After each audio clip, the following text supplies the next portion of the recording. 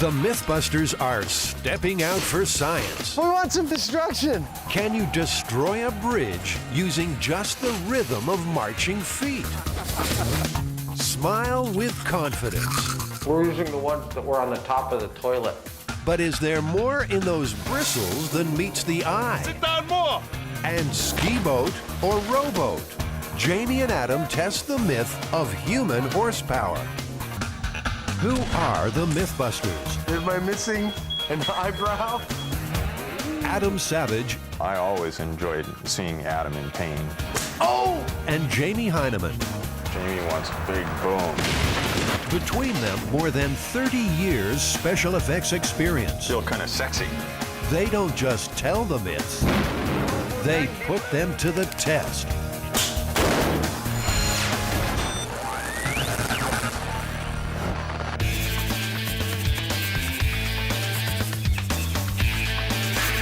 All right, Adam, so we're standing in front of this bridge and we're wearing silly hats. What are we doing? Well, this one is called Break Step Bridge, and it's actually at least a couple hundred years old. The idea behind it is that soldiers marching in formation in sync across the bridge might actually destroy that bridge. The myth says the problem happens if soldiers' marching rhythm matches the bridge's natural vibrations. They amplify the wobble, increasing pressure on the structure. According to folklorist Heather Joseph Witham, history records that as a dangerous combination. The first instance we know of this occurring was April 14th in 1831. The Broughton Suspension Bridge spanned the River Irwell in Manchester, England. There was a group of military men marching across this bridge when a pin collapsed and a chain broke and part of the bridge actually collapsed into the river. The rhythmic marching was blamed, and signs like this one on the Albert Bridge started to appear. Break step, soldier, or break the bridge was the warning. Don't believe it? A similar thing happened to the Tacoma Narrows Bridge in 1940. A particular wind set the whole structure vibrating, and once it started, it couldn't stop till it collapsed.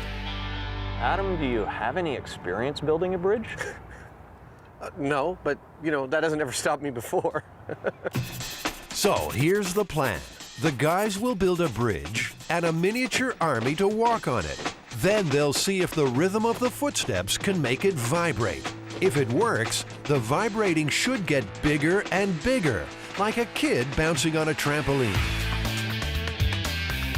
Fueled by a heady mix of ignorance and enthusiasm, Adam the Mythbuster becomes Adam the Bridge Builder. We're making a suspension bridge. Oh, okay.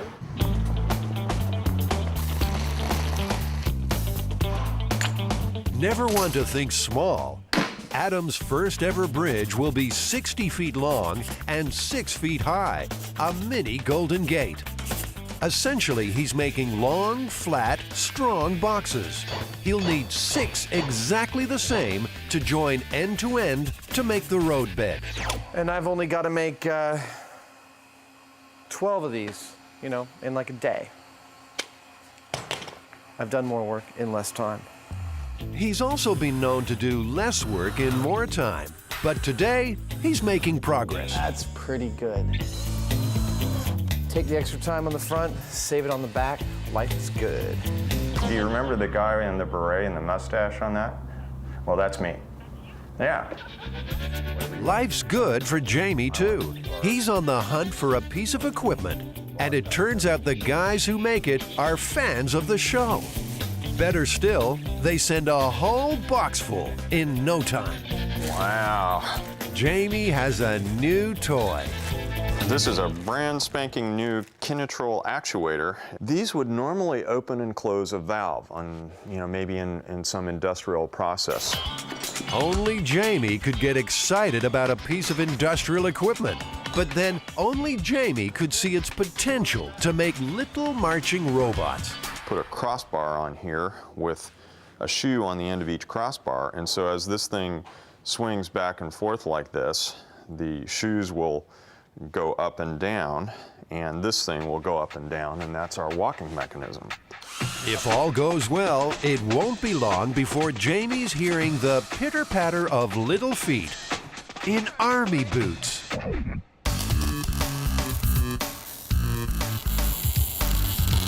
There's a lot of unknowns here. Nothing we're not used to on Mythbusters. What is known is Adams finished the 6 sections of road deck. Now, the 2 uprights, which stand at either end of the bridge. Not bad for a first attempt. 60 feet of steel. This is not comfortable in the least. Good job, by the way. This is a nice piece of work. This is like one of those Marine Corps obstacle courses, right? It's like, how fast can you? But I could do it faster than that. I don't think so. Not much faster. Many people feel it's a bad idea to train around jagged steel edges. But all Adam is concerned about is making this thing twang like the world's longest guitar string. The goal is to get this bridge to tune it to about 3 hertz, which is about 3 beats per second, which is about a soldier's marching cadence. And then once we get that, we put our frequency oscillator on it, basically a big weight that hits the bridge at the right moment, boom, boom, boom, and we'll start to watch the bridge go, you know, wiggy every time we hit it. Should be pretty cool. Damn it. Sorry. I'm sorry. No. I'm really sorry. No, you cut. Yeah, I'm cut. It's easy to forget this is risky work. One slip and bloodshed's not far behind. It just went through the outer layer. Only a flesh wound, he says. Adam showing a bit of British stiff upper lip. Of course, not everything the Brits do is so rigid. In June of 2000, the new Millennium Pedestrian Bridge across the Thames in London got off to a very shaky start. It seems to be swaying. Not that bad, is it? Well, it feels bad to me. It feels weak. The bridge had to be closed for fear it would collapse. Turns out it had a slight sideways wobble, and crowds subconsciously swayed with that, making it worse. It eventually reopened after modifications. Back at Mythbusting HQ, Jamie's army is falling in. They might not look much now, all plastic helmets and 2 big boots, but to test this myth, Drill Sergeant Heineman will turn this spare parts outfit into a well-drilled marching machine. Building the bridge. Adam is soldiering on despite his injured arm. The Mythbusters backlot is about to become a theme park with the addition of a 60-foot suspension bridge. 2 main cables span the length of the bridge.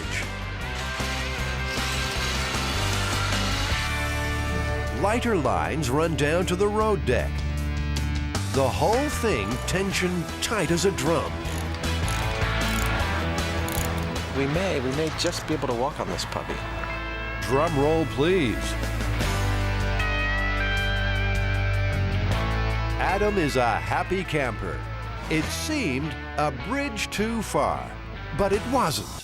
I have to say this is one of the more satisfying things I've ever built. Now, in true Mythbusters fashion, the only thing left to do is see if it can be shaken to pieces by Jamie's soldiers. But first, there's some other busting to do. It's the unspeakable myth. The one you just can't flush away. There's poo everywhere. Is there more than toothpaste on that brush? There's actually a bunch of myths around and surrounding bathrooms and cleanliness and ideas of what the clean parts of our house are. But actually, I think the main idea behind this myth is that the bristles of a wet toothbrush make an ideal collection surface for things like airborne bacteria. There's no rosy way to say this, so let's cut to the chase. What we're talking about here is fecal coliform bacteria, the bacteria that lives well, you know where. The belief is that you shouldn't leave your toothbrush in the bathroom, and particularly not too close to the toilet, because there's all sorts of bacteria floating in the air, which ends up on your toothbrush and therefore in your mouth. Adam, you know, before we even start this experiment, we should probably do a simple test to see whether the toilet actually produces an aerosol. You mean like whether when it's flushing it actually makes little droplets and vapor that go everywhere? Exactly. Some color in the water, and Adam's got any flying droplets covered. Ready? Okay, go. Oh, I see some drops. All right, well, there you go. The aerosol part of the myth is definitely true. Yeah, these are probably the least of our worries because we can see these and they're big, heavy drops. What we should be concerned about, I think, are the ones that we don't see, that are little tiny things that may be going who knows where.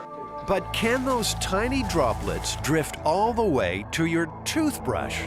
The Mythbusters aim to find out. Well, do we have a plan? Of course we have a plan. This is Mythbusters. The reason we've got so many toothbrushes here is because we want to lay out a really broad test pattern to see if distance from the toilet, orientation to the toilet, and height from the toilet affect the number of fecal coliforms that we can find when we test the toothbrushes. Adam has clearly given this whole dirty toothbrush thing an awful lot of thought.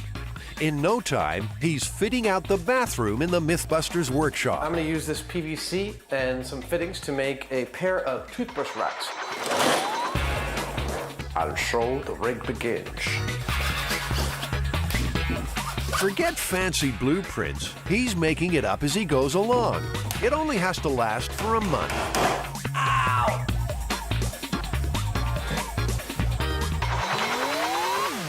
It's not pretty, but it'll do. What the hell have you done to my bathroom?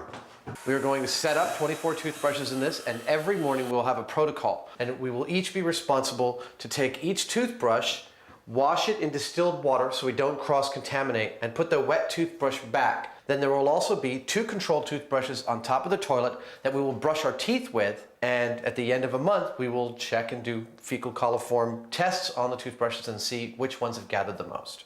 Next up, the brushes. The guys will wash their hands with antibacterial soap every time before they touch them to prevent possible contamination. And importantly for the experiment, this bathroom will stay open for business. A chart will keep track of exactly how much business is getting done. What do you think 1, 2, and 3 would be? 1 would be... Urine. 2 would be... Fecal matter. And 3? I don't know, what's number 3? Let's say perhaps an aerated approach to dispersing fecal matter. For a breath of fresh air, 2 more brushes will be kept in the office, away from the bathroom. Jamie, these are our external controls. Uncontaminated toothbrushes outside of all the experimental conditions. We'll rub these with a little toothpaste and rinse them with the water as well. If fecal coliform bacteria are found out here, there'll be embarrassed looks all round. It'll take a month, but the Mythbusters hope to answer a question that lurks in every bathroom. Is that toothbrush safe?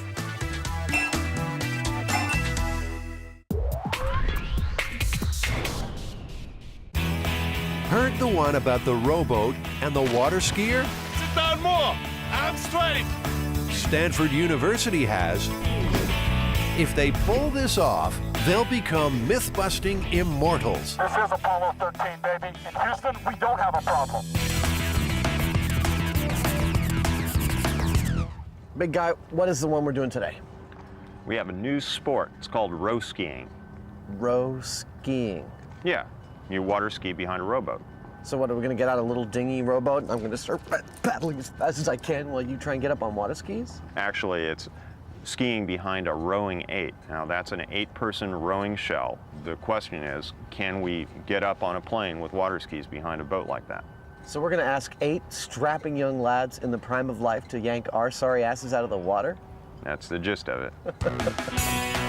Skiing behind a rowboat? Who ever heard of such a thing? Folklorist Heather Joseph Witham says this myth was made up by rowers for rowers. You're not going to have construction workers talking about a rowing 8 or water skiing, but you're going to have rowers talking about this, probably not even water skiers, because this functions for rowers as a way to comment on what they're doing, as a way for them to comment upon their sport. It's saying, look how fast we manly men can go.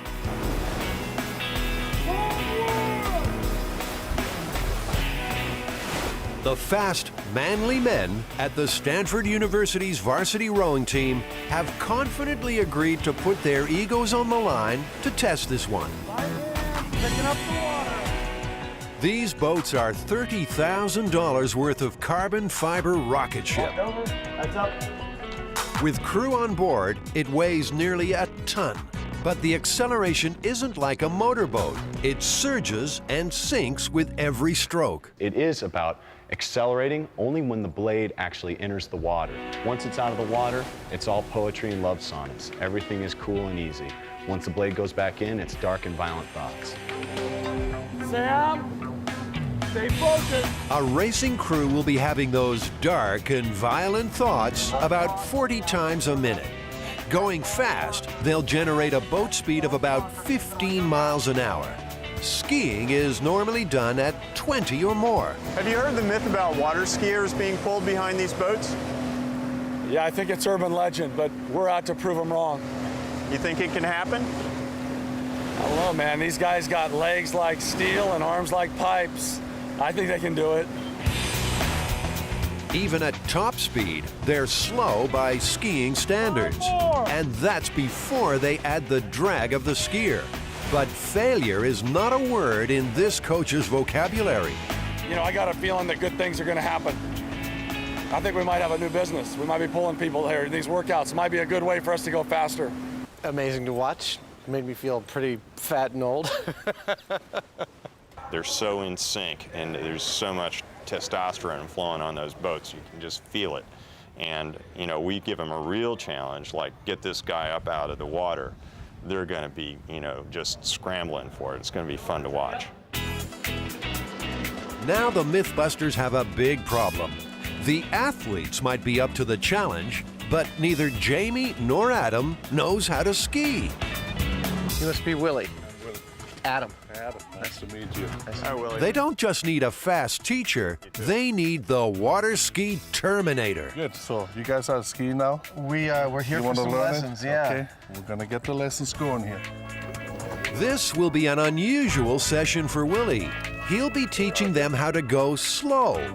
He was a champion skier in Germany before moving to America and turning pro. Go about 1,500 RPMs to establish the minimum speed for him to ski at. This would be about the same in terms of speed, what it feels for him behind the rowboat. Jamie, move on and out on the boom. Beginners start on a boom, not a rope. When the boat pulls, keep your shoulders back. Don't let them come forward. Ready? Yeah.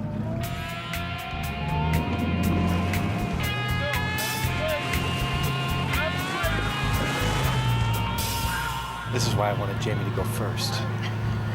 Made the mistake in bending his arms. He got to keep his arms straight consistently. Arms straight. Keep them straight. Slowly stand up.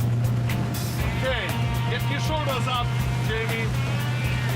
Stand tall. Get your shoulders up. There you go. Jamie's a fast learner, but he's going more than 20 miles an hour. The water feels solid. I'm going to slow you down to the speed behind the rowing boat. 15 miles per hour. When Willie drops the speed, staying upright gets harder. Jamie, slowly sit down. Get in the squat. Sit down. Sit down. More. Sit down more. Arms straight. Okay. Slowly stand up. Yeah. Get your shoulders up, Jamie. There you go. Very nice. Perhaps it's just fear of upsetting Willie, but Jamie is skiing like a natural. Turns out he's just as good on the rope.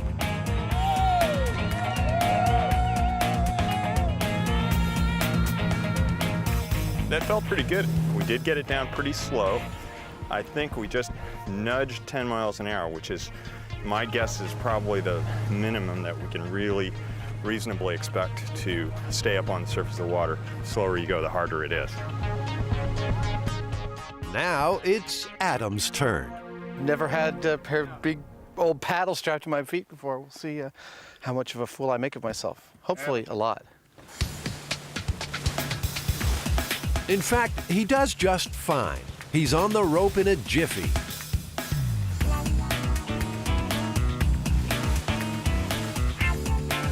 Unfortunately, his legs give out a jiffy after that.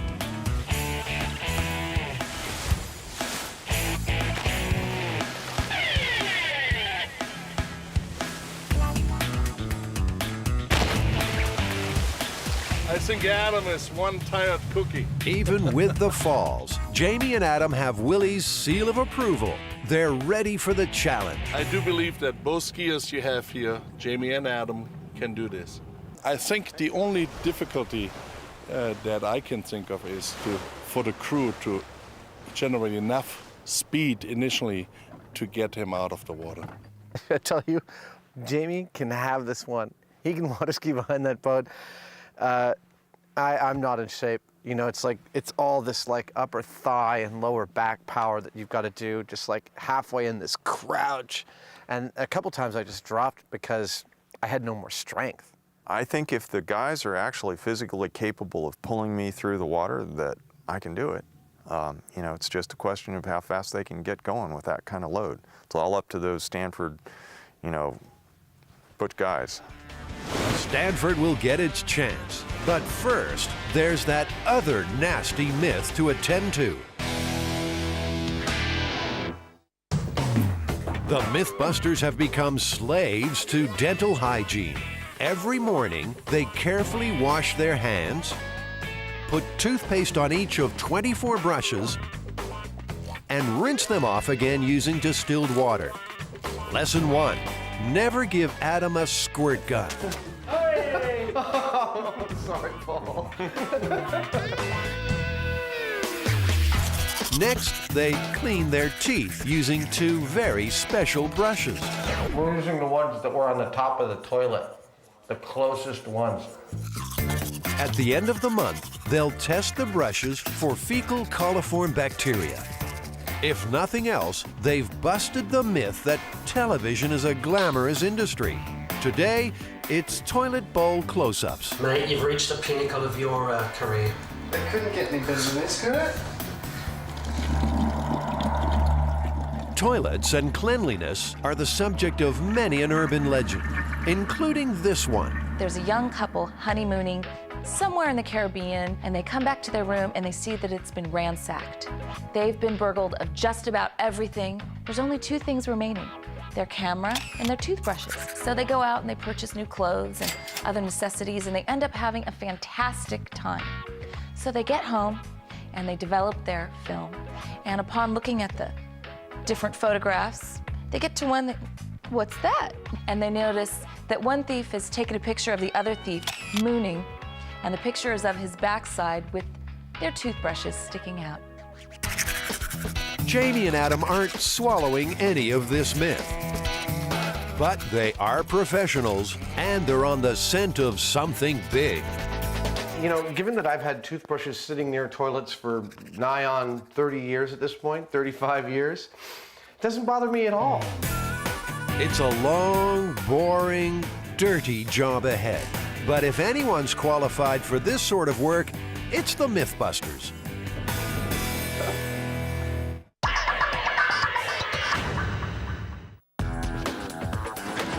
Jamie Heineman has one of the world's most unusual day jobs. Nike wanted us to take a shoe and turn it into a motorcycle, a radio-controlled motorcycle that looked like something that somebody would actually build. And it was to illustrate how fast the shoe is, because it's an athletic shoe. His company makes special effects props for ads and movies.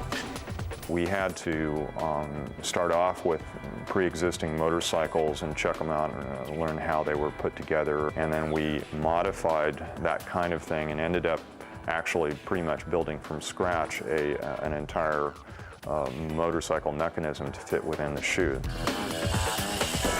They wanted us to run it on AstroTurf. with this thing having even a small pebble is like running over a speed bump.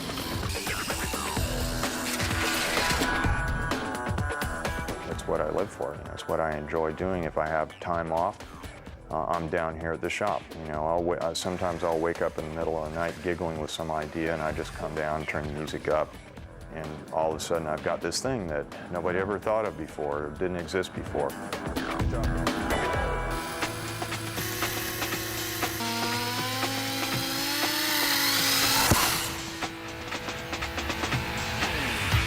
Now the guys are using the same ingenuity when it comes to testing the break step bridge. But seeing as no one would let them wreck a real bridge, Adam has built one himself.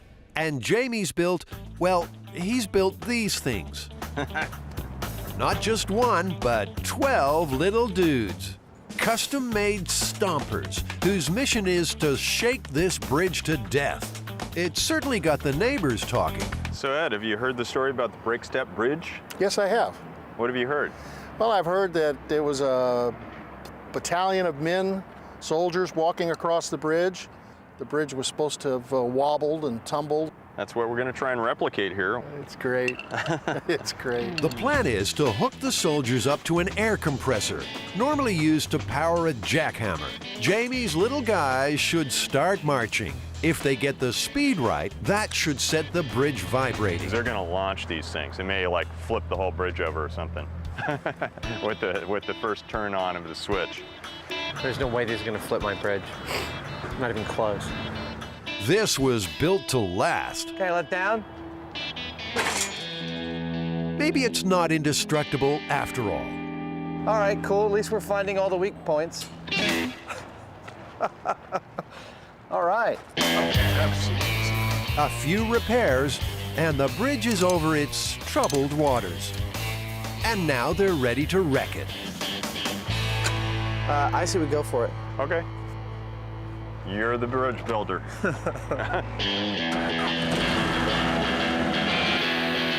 Power on. Remember, Jamie's worried the force could tip the bridge over.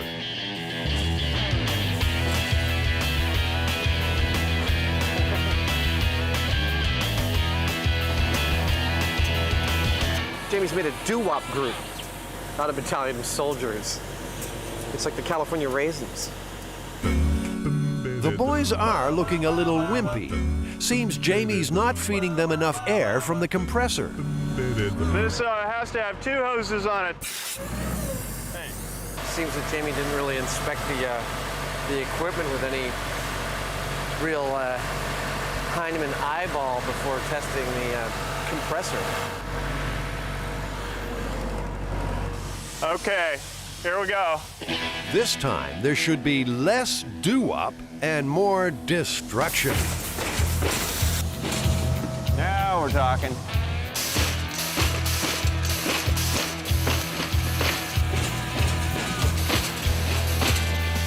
They've got plenty of power now, but the soldiers aren't perfectly in time.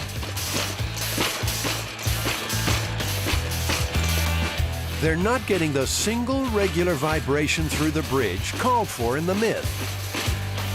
Instead, those boots are just smashing Adam's road deck to pieces.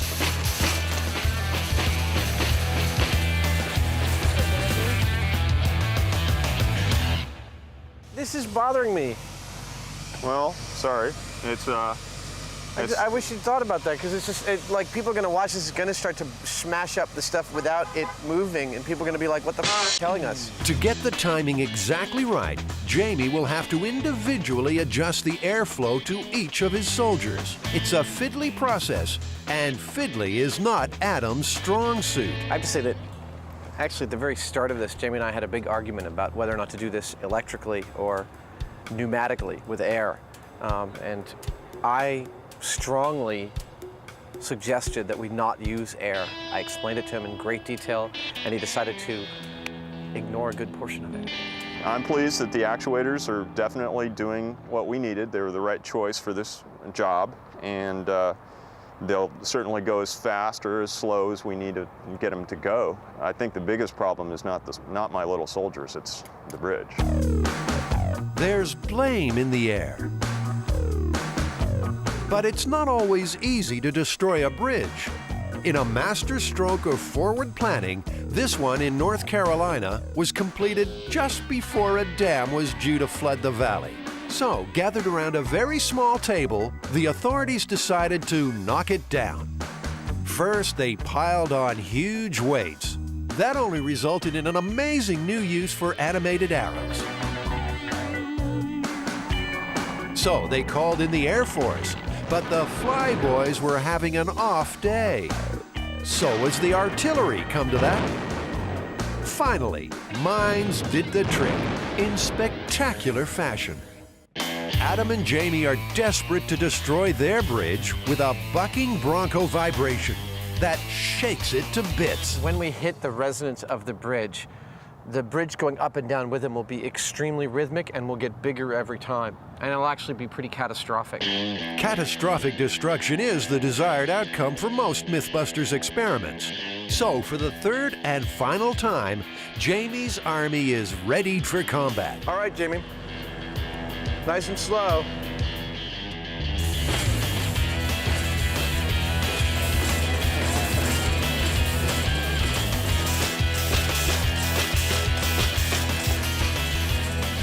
The troop is marching its metal heart out, but it can't match the frequency of the bridge. There's no wave of vibration rolling through the roadbed. Something's got to give.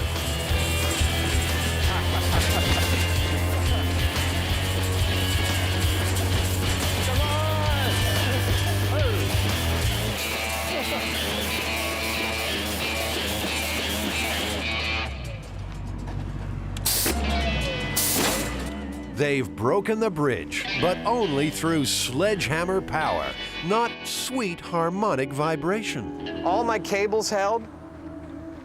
Yeah, it's these things are starting to yeah, look, working. the whole thing parallelogrammed. Yeah. That's where it failed. These things appear to me that we were just beating on the thing. And while the beating was in a certain rhythm, I don't see the bridge responding to it in that rhythm. Jamie's army will be sent home in disgrace. But like the two last soldiers left out in the jungle, the Mythbusters refuse to accept defeat. Jamie is already planning another monster robot to attack the bridge. They might have lost the battle, but later in the show, they will resume the break-step bridge war. I think I could get this bridge back up and running in half a day. Well, looks like we're not quite done, but it was fun to see these guys pound away. They were kind of cute, weren't they? They were very cute. Cute for science.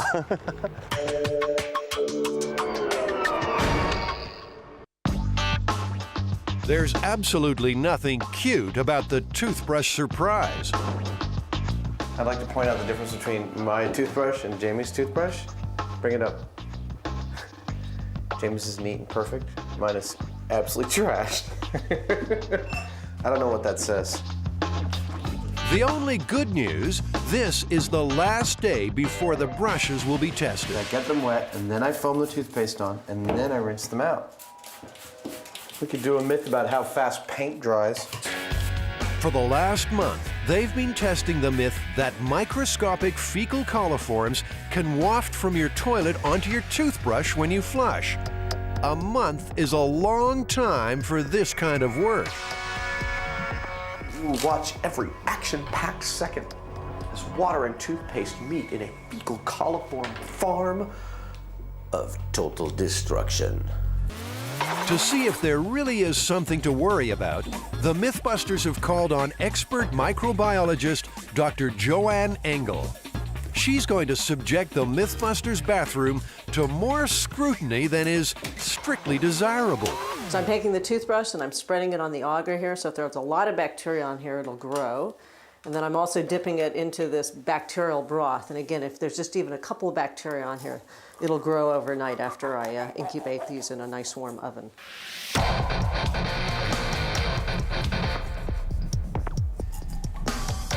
Every single toothbrush is sampled. These are the ones that we've actually been using to brush our teeth. It's been a very busy bathroom. But there's also the two controls kept out in the kitchen. This is the first time either of these toothbrushes has been in the bathroom. Okay. But they've been brushed with, Yes. right? They've undergone the same treatment. But I'm going to incubate them in a 37-degree oven overnight, and if there are bacteria on here, we should be able to see them. The whole gang is relieved to finally be getting out of that little bathroom. And soon, they'll know for sure if their toothbrushes hold an unwelcome surprise.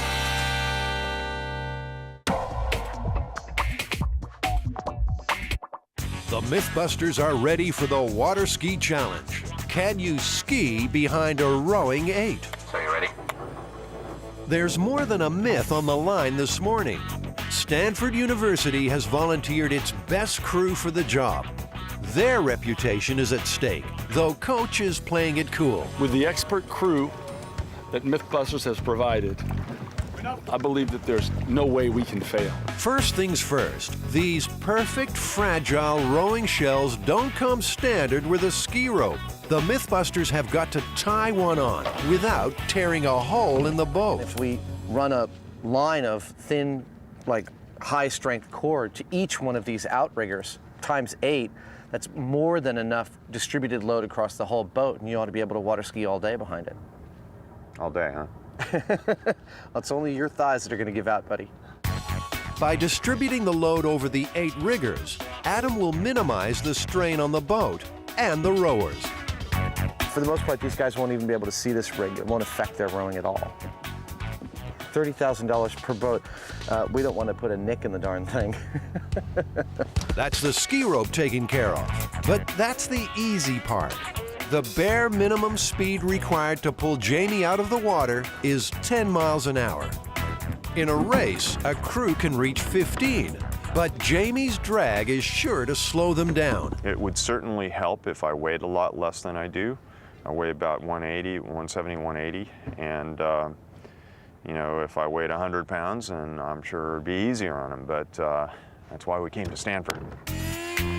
Another problem for Jamie is, unlike a speedboat, the power here won't be constant. It will surge with each stroke, pulling him off balance. Coach has a strategy. You're going to have to just be the walk-on guy, you know what I'm saying? Yeah. And just withstand the herky-jerky. It's going to whip you. Yeah, I know. I've got to dampen it. Remember, for Jamie and Adam, this is just another myth. But for Stanford, it's a matter of honor. And just sit up. Don't think length. Think connection of hips and straight arm cable and draw. Let's have the boat just tug him a little bit. Suddenly, Jamie's being dragged into something bigger than he realized. It's too late for second thoughts. This is about sporting glory or national televised failure. And there are no excuses. Explanations did not get the man on the moon, and it will not get this Mythbuster out of the water. Okay? This is Apollo 13, baby. In Houston, we don't have a problem. Get ready. Attention.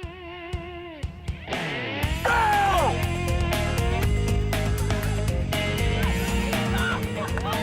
Go! Quicker!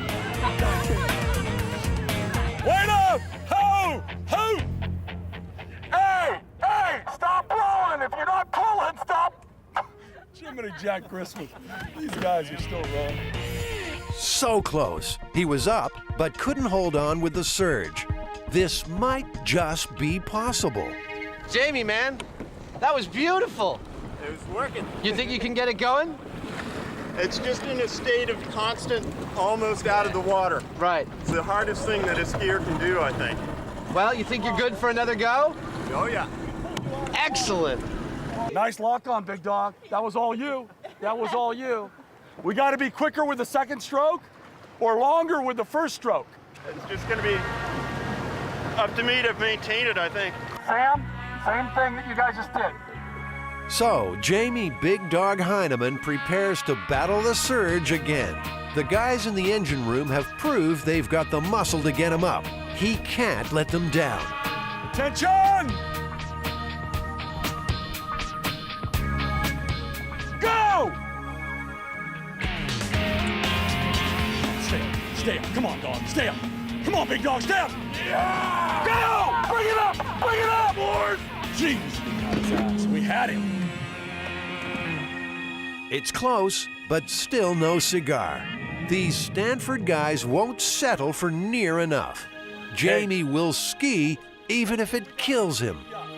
Power was there. I was having trouble dealing with the surginess.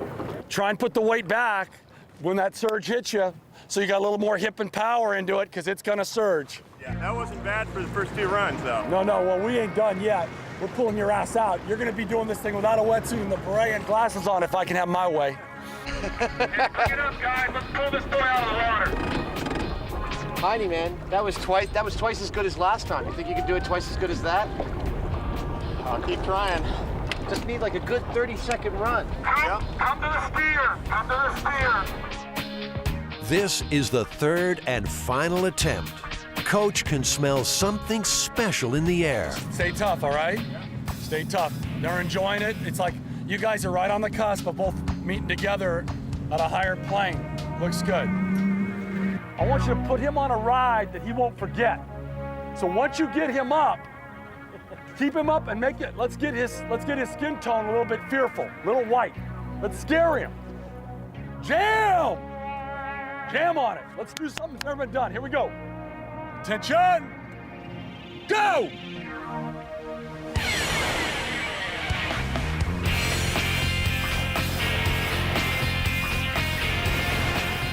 He's up and he's skiing. Nicely done, Jamie! Yeah! Keep it going, big dog! Keep it going, big dog! From that boat! From that boat! From that boat!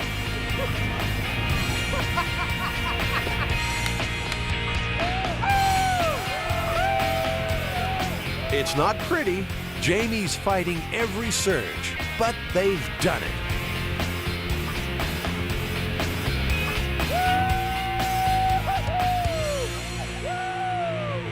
Nice job, big dog! Yeah, guys! Yeah! Nice job! Jamie's run lasted nearly 40 seconds. I'm pleased as punch. That worked better than I'd ever hoped for. The fact that I could do this says that it ain't as ridiculous at all as we thought. Yeah, it was a workout. I was breathing hard after that. It's like, whoa, whoa. Good job. Stanford's finest have prevailed and proved this weird myth really is possible.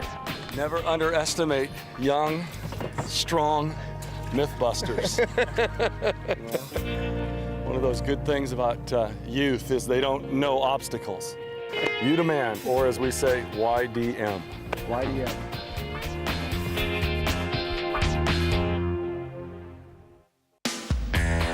Flush with success, da men now have to see da woman. The toothbrush surprise results are in. Did we actually find any fecal coliform on the toothbrushes? Well, we did, but in fact, all the toothbrushes. That'll leave a bad taste in your mouth, but the slides don't lie. Those little pink dots are fecal coliforms found on the brushes, and it made no difference how near or far they were from the toilet. Can we say that the exposure to the bathroom or to the air contaminated these with a small amount of fecal coliform? So that'd be one interpretation, but recall that you also exposed these guys to distilled water and some toothpaste, and they got handled a little bit. So it could have also come from other sources as well. But brace yourself, folks, there's more. Remember those control toothbrushes kept outside the bathroom. There was also fecal coliform on our controls, which were nowhere near the bathroom. That's right. That's these guys here. So they have some pink colonies on them, too. Unpleasant as it seems, fecal coliforms are virtually an unavoidable part of daily living. But it's not all bad news. So, you know, this is perhaps the most critical question. Should the American toothbrushing public be worried about our results that there is fecal coliform on their toothbrushes? No, I don't think they should be. It's a very low level, and as you can see, we're all happy and healthy standing here and been exposed to that. Easy for her to say. Adam and Jamie have just learned a valuable lesson. Some myths are best left unanswered. You know, we put our bodies on the line a lot on this show, but brushing my teeth with fecal coliform for a month, that goes just a little bit farther than I really wanted to go. There's poo everywhere. What are we gonna do?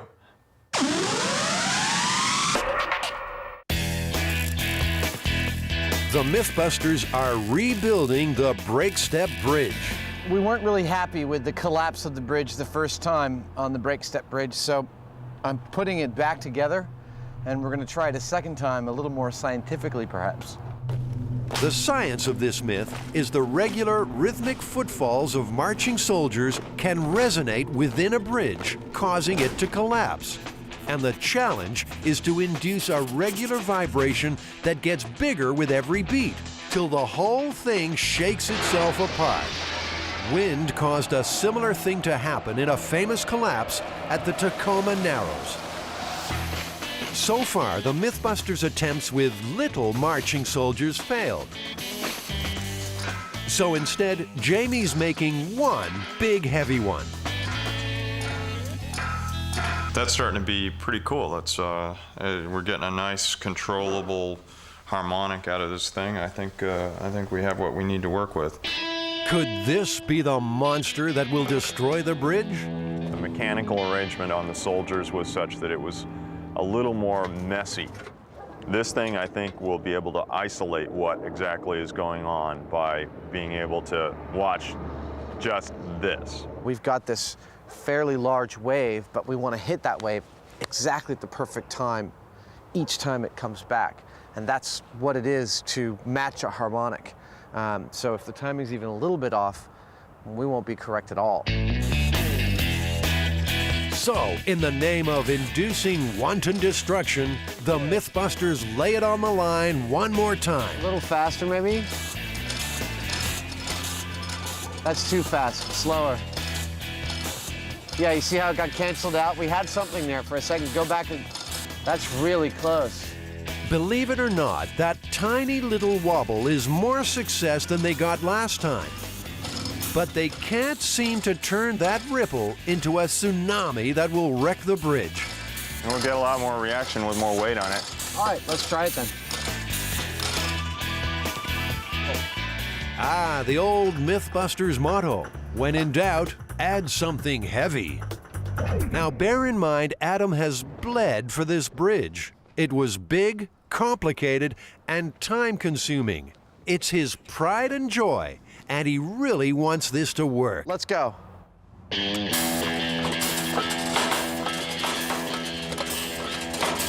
Faster. Oh! Once again, the bridge has failed before any real vibration got going. All that hard work has come to nothing. Adam's taking it quite well. Best just stand back for this. Who wants some destruction?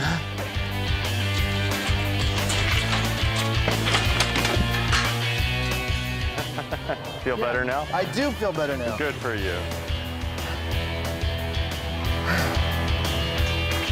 The bridge is dead. Adam killed it. For all their time and effort, they couldn't replicate the myth. Maybe this one just never happened. My thinking on this would be, given your average platoon of soldiers and your average large suspension bridge, there's no danger they pose to the bridge. I'd say the myth is totally busted. It would have to be that they were so close to the overloading weight of the bridge to begin with to create that kind of force that I think it is truly a myth. Excellent. Let's pack this puppy up. I'm tired of busting myths today. Okay.